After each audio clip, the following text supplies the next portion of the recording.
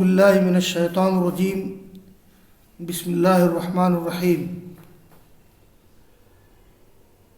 حرمت علیکم المیتۃ والدم ولحم الخنزیر وما أهل لغیر اللہ بہ والمنخنقۃ والموقوذۃ والمتردیۃ والنطیحۃ وما أكل السبع إلا ما ذکیتم وما ذبح علی النصب وان تستقسموا بالازلام ذالکم فسق الیس اليوم یئس الذین کفروا من دینکم فلا تخشوهم واخشونی اليوم اکملت لکم دینکم واتممت علیکم نعمتی ورضیت لکم الاسلام دینا فمن اضطر فی مخمصۃ غیر متجانف لإثم فإن اللہ غفور رحیم۔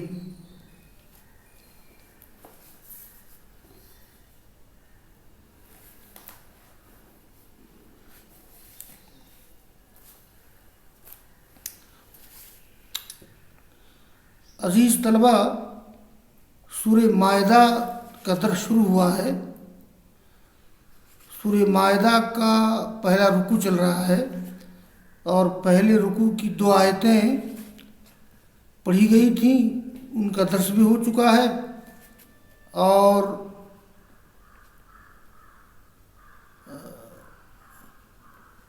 دوسری آیت میں سورہ مائدہ کی پہلی آیت میں اللہ تعالیٰ نے ذکر کیا تھا کہ وَحِلَّتْ لَكُمْ بَهِیمَةُ الْأَنْعَامِ إِلَّا مَا يُتْلَىٰ عَلَيْكُمْ، یعنی تمہارے لیے مویشی قسم کے جانور حلال کر دیے گئے سوائے ان جانوروں کے تم پر جن کی تلاوت کی جائے گی، تم پر جن کا بیان کیا جائے گا۔ تو یہ الا ما یتلی علیکم جو اللہ نے ذکر کیا تھا سورہ مائدہ کے اس پہلے رکوع کی پہلی آیت میں، تو آج جو آیت کریمہ میں نے پڑھی ہے، یعنی سورہ مائدہ کی آیت نمبر 3، اس آیت نمبر 3 میں انہی محرمات کا بیان ہے، یہ جس کی طرف اشارہ اللہ نے کیا تھا کہ الا ما یتلی علیکم، مگر وہ جن کی تلاوت یا جن کا بیان تمہارے اوپر کیا جائے گا۔ تو ان آیات میں اللہ تعالیٰ نے کچھ محرمات کا ذکر کیا ہے کہ کون سے جانور ایسے ہیں کہ جن کا کھانا حرام ہے۔ میں پہلے مفردات کو حل کر دیتا ہوں۔ دیکھیے، حرمت علیکم المیتۃ، یہ میتہ یعنی مردار بھی حرام ہے، لیکن 2 مردار مستثنا ہیں۔ جیسے 2 خون مستثنا ہے، یہ عبداللہ بن عمر رضی اللہ تعالیٰ عنہ کی حدیث موقوف ہے۔ انہوں نے کہا کہ وحلت لنا المیتتان والدمان، اما المیتتان فہم السمک والجراد واما الدمان فہم الکبد والطحال او کما قال، یعنی انہوں نے کہا کہ ہمارے لیے 2 چیزیں حلال کر دی گئیں، 2 میتہ حلال کیے گئے اور 2 خون حلال کیے گئے۔ تو 2 میتہ میں ایک تو مچھلی ہے، ایک ٹڈی ہے، یعنی مری ہوئی مچھلی کھانا جائز ہے یا مری ہوئی ٹڈی کھانا جائز ہے، اس کو ذبح نہیں کیا جائے گا۔ اس کی ایک میڈیکل وجہ بھی ہے، میں جس کا ذکر ابھی بعد میں کروں گا۔ ایسے ہی خون سے مراد ہے دم مسفوح، قرآن کی اور بہت سی آیات میں دم مسفوح کا ذکر ہے، دم مسفوحن، یعنی وہ خون جو بہہ رہا ہو، جیسا کہ قرآن کریم میں کئی جگہ دم مسفوح کا ذکر ہے، یعنی ہر خون نہیں، بہتا ہوا خون، وہ خون جو جمع ہوا ہو، یعنی جیسے تلی اور کلیجی ہے، اس کا کھانا حلال ہے۔ ولحم الخنزیر وما أهل لغیر اللہ بہ، یہ احلال معنی ہوتے آواز بلند کرنا، تو بولتے ہیں احل الصبی، بچے کا رونے میں آواز بلند کرنا، احل القوم الہلال، چاند دیکھتے وقت آواز بلند کرنا۔ یہاں ترجمہ ہو جائے گا وہ جانور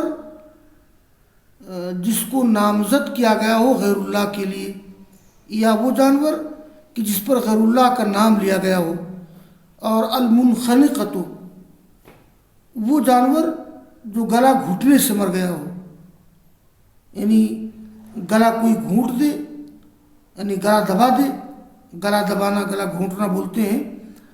تو المنخنقہ، وہ جانور جو گلا گھٹنے سے مر گیا ہو، گلا کوئی گھونٹ دے یا کسی چیز میں پھنس کر گلا خود گھٹ جائے، یہ باب انفعال سے آتا ہے، اور ضربہ سے آئے گا، نہیں نصرہ سے آئے گا، خانقہ یخنق خنقن، کسی کا گلا گھونٹنا۔ تو المنخنقہ وہ جانور جو گلا گھٹنے سے مر گیا ہو، الموقوذہ وہ جانور جو کسی ضرب سے مرا ہو، جیسے پتھر یا لاٹھی وغیرہ سے، یہ الموقوذہ اسم مفعول ہے، باب ضربہ سے آتا ہے۔ وقذا یقظ وقزن، مہلک ضرب لگانا، جیسے کسی کو لاٹھی سے مارنا، پتھر سے مارنا۔ الموقوذہ کا معنی ہو جائے گا جو کسی ضرب سے مرا ہو۔ اور المتردیۃ وہ جانور جو اونچی جگہ سے گر کر مرا ہو، تردی معنی ہوتے ہیں اوپر سے نیچے گرنا، تردہ یا تردہ تردین، اوپر سے نیچے گرنا۔ تو المتردیۃ وہ جانور جو اونچی جگہ سے گر کر مرا ہو، چاہے خود گرا ہو یا کسی نے دھکا دے کے گرا دیا ہو۔ اور النطیحہ، النطیحہ منطوحۃ کے معنی میں ہے، یہ باب فتح اور ضربہ سے آتا ہے۔ نطح ینتہ اور نطح ینتہ نطحن، یہ بیل وغیرہ کا سینگ مارنا، نطح الثور۔ تو النطیحہ بمعنی منطوحہ، کسی کے سینگ مارنے سے مرا ہو۔ اور السبع معنی درندہ، جمع سباؤن۔ اور وما ذبح علی النصب، النصب جمع انصاب، وہ آستانہ یا تھان جہاں مشرکین جانور ذبح کر کے چڑھاتے ہیں، یعنی استھان۔ یہ بھی ما وحل لغیر اللہ بھی کی ایک شکل ہے۔ معلوم ہونا چاہیے کہ قبروں اور مزاروں پر اہل بدعت کا عمل بھی اسی میں شامل ہے۔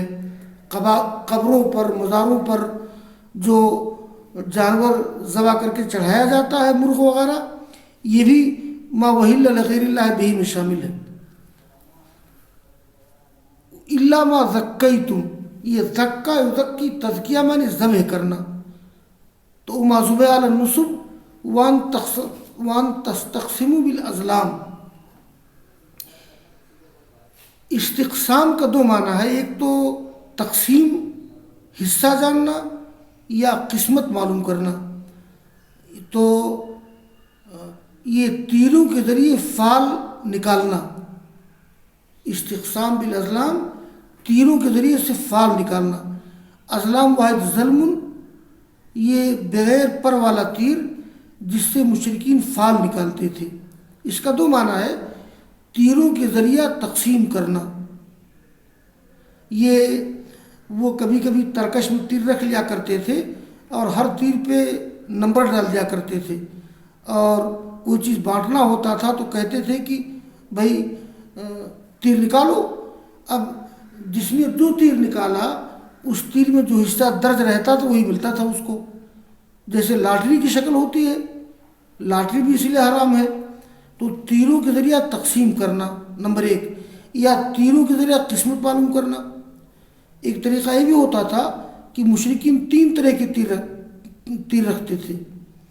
ایک تیر میں لکھا رہتا تھا افعال، کرو، دوسرے میں لکھا رہتا تھا لا تفعل، نہ کرو، اور تیسرا خالی یعنی کچھ نہیں۔ مطلب یہ ہے کہ وہ ترکش میں تیر رکھے رہتے تھے، تو کہیں سفر کرنا ہوتا تھا تو وہ تیر نکالتے تھے۔ اب وہ اوپر سے اندازہ نہیں ہوتا تھا کہ کون تیر کیسا ہے.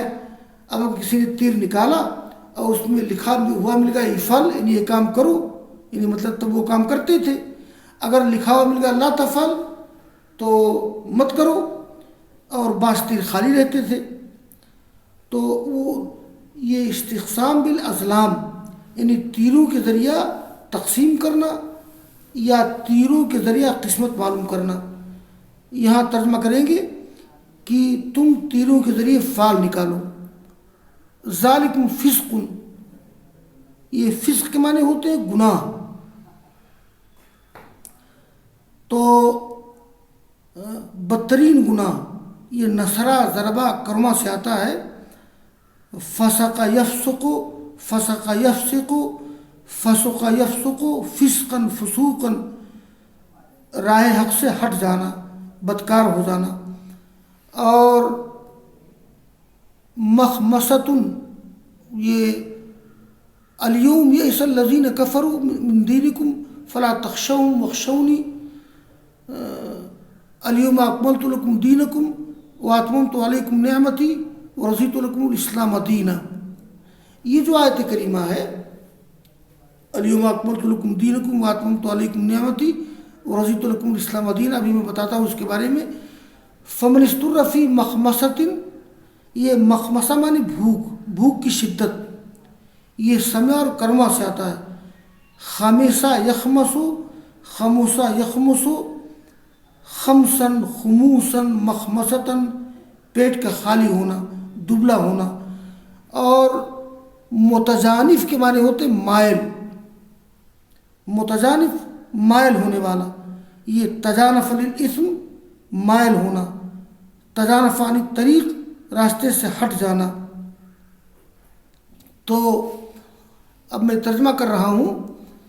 یہ حرمت علیکم المیتۃ، حرام کر دیے گئے تمہارے اوپر، حرام کر دیا گیا تمہارے اوپر میتا، مردار، خون، خنزیر کا گوشت، اور وہ جانور جس کو غیر اللہ کے لیے نامزد کیا گیا ہو، یا وہ جانور جس پر غیر اللہ کا نام لیا گیا ہو. والمنخنقۃ، وہ جانور جو گلا گھٹ کر مرا ہو. والموقوذۃ، وہ جانور جو شدید ضرب سے مرا ہو، وہ جانور جو چوٹ سے مرا ہو، جو کسی چوٹ سے مرا ہو. والمتردیۃ، وہ جانور جو اوپر سے گر کے مرا ہو. والنطیحۃ، وہ جانور جو سینگ مارنے سے مرا ہو. وما اکل السبع، یہ سب جانور حرام ہیں، یعنی میتا، خون، لام خنزیر، اور وہ جانور جس کو غیر اللہ کے نام پر ذبح کیا گیا ہو، جو جانور گلا گھٹ کے مر جائے، جو جانور شدید چوٹ سے مر جائے، جو جانور اوپر سے گر کر کے مر جائے، اور جو جانور سینگ لگ کر کے مر جائے. وما اکل السبع، اور وہ جانور جس کو درندے نے کھا لیا ہو. اگر کسی حلال جانور کو درندے نے کھا لیا ہے اور وہ جانور مر جائے تو اس کا کھانا حرام. الا ما ذکیتم، مگر تم جس کو ذبح کرو.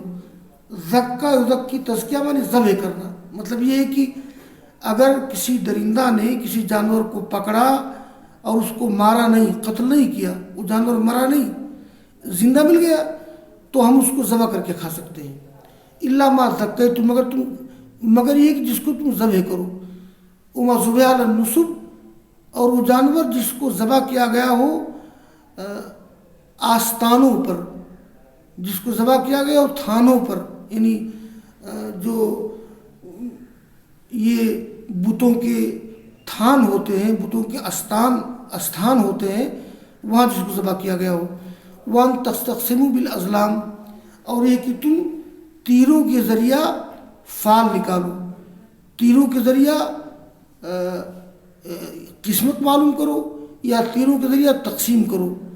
ذالکم فسقم، یہ فسق ہے، یہ گناہ ہے. الیوم یئس الذین کفروا من دینکم، آج ناامید ہو گئے وہ لوگ جن لوگوں نے کفر کیا تمہارے دین سے. فلا تخشوہم، تو ان سے ڈرو نہیں. واخشونی، اور مجھ سے ڈرو. الیوم اکملت لکم دینکم واتممت علیکم نعمتی، آج کے دن میں نے تمہارے لیے تمہارے دین کو مکمل کر دیا ہے اور تم پر اپنی نعمت پوری کر دی ہے اور تمہارے لیے دین اسلام سے راضی ہوں۔ آگے اللہ نے ذکر کیا ہے، اوپر جن حرام جانوروں کا ذکر ہے تو ان حرام جانوروں کا کھانا ایک حالت میں جائز ہے، وہ کیا ہے؟ حالت اضطرار۔ حالت اضطرار میں آدمی حرام کھانا کھا سکتا ہے، لیکن اتنا ہی کھانا کھا سکتا ہے یہ جہاں تک آدمی کا پیٹ بھر جائے یا آدمی کی جان بچ جائے۔ اللہ نے فرمایا فمن اضطر فی مخمصۃ، جو مجبور ہو جائے شدید بھوک میں، وہ گناہ کا ارادہ کرنے والا نہ ہو، غیر متجانف لإثم، وہ گناہ کی طرف مائل ہونے والا نہ ہو۔ یعنی حرام چیز کا کھانا صرف جان بچانے کے لیے جائز ہے، اس کی طرف قلبی میلان نہیں ہونا چاہیے۔ غیر متجانف لإثم یعنی وہ گناہ کی طرف مائل ہونے والا نہ ہو۔ فإن اللہ غفور رحیم، تو اللہ تعالیٰ معاف کرنے والا مہربان ہے۔ یہاں میں طلبہ کو ایک چیز بتا دوں، یہ جو آیت کریمہ ہے الیوم اکملت لکم دینکم واتممت علیکم نعمتی ورضیت لکم الاسلام دینا، تو بیشتر مفسرین کے اتفاق ہے کہ آیت کریمہ حجۃ الوداع کے موقع پر، یعنی سن 10 ہجری میں جب رسول اللہ صلی اللہ علیہ وسلم حج پر گئے ہوئے تھے تو حجۃ الوداع کے موقع پر عرفات کے میدان میں اس آیت کریمہ کا نزول ہوا ہے، لیکن مضمون کی مناسبت سے رسول اللہ صلی اللہ علیہ وسلم نے اس آیت کریمہ کو سورہ مائدہ میں شامل کر دیا ہے۔ ایک بات تو یہ ہوئی، دوسری بات یہ ہے کہ بعض مفسرین یہ کہتے ہیں کہ اس آیت کریمہ کا نزول 2 مرتبہ ہوا ہے۔ ایک بار ہوا ہے صلح حدیبیہ کے موقع پر، اس لیے کہ صلح حدیبیہ ذوالقعدہ سن 6 ہجری میں ہوئی ہے، تو صلح حدیبیہ کے بعد یہ آیات اتری ہیں۔ میں ذکر کر چکا ہوں طلبہ کے سامنے کہ سورہ مائدہ کا نزول کب ہوا ہے۔ میں نے بتایا تھا کہ اس سورہ کے مضامین سے ظاہر ہوتا ہے کہ اس کا نزول صلح حدیبیہ کے بعد سن 6 ہجری کے اواخر سن 7 کے اوائل میں ہوا ہے۔ تو صلح حدیبیہ کے بعد بھی اس آیت کا نزول ہوا ہے، اور اس کے بعد پھر بطور تذکیر یا بطور دہانی اس کا دوبارہ نزول حجۃ الوداع کے موقع پر ہوا ہے۔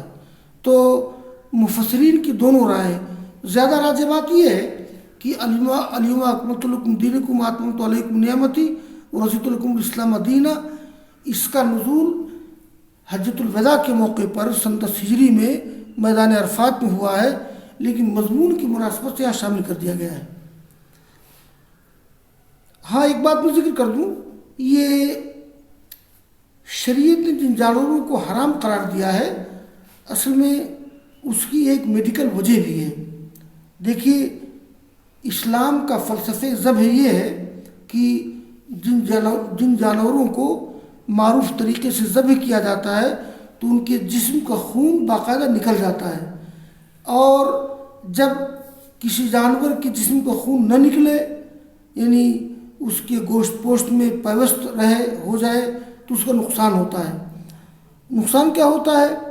یہ ہر جاندار کے جسم میں ایک زہریلا مادہ ہوتا ہے یورک ایسڈ، تو یورک ایسڈ ہر جاندار کے جسم میں ہوتا ہے، بلکہ ہر جاندار جس کے جسم میں خون ہوتا ہے اس کے جسم میں یورک ایسڈ مادہ ہوتا ہے، لیکن جو اسلام کا طریق ذبح ہے اس طریقے ذبح سے پورا خون بہہ جاتا ہے اور یورک ایسڈ مادہ نکل جاتا ہے۔ اسی بنیاد پر شریعت نے مردار کو حرام قرار دیا ہے، اور وہ جانور جس کا جو گلا گھوٹ کر مر گیا ہو یا شدید ضرب سے مر گیا ہو یا اوپر نیچے گر کے مر گیا ہو یا سینگ مارنے سے مر گیا ہو، تو ان چیزوں کو اسی لیے شریعت نے حرام قرار دیا ہے۔